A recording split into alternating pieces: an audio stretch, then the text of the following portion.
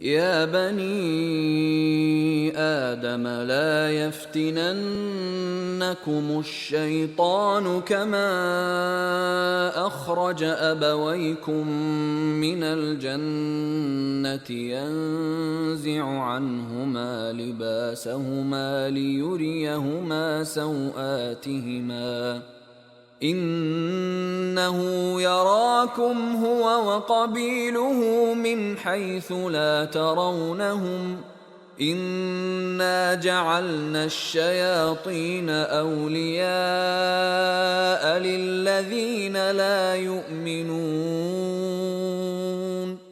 ऐ बनी आदम, देखना कहीं शैतान तुम्हें बहका न दे, जिस तरह तुम्हारे माँ बाप को बहकाकर बहिश्त से निकलवा दिया और उनसे उनके कपड़े उतरवा दिए ताकि उनके सतर उनको खोल कर दिखा दे।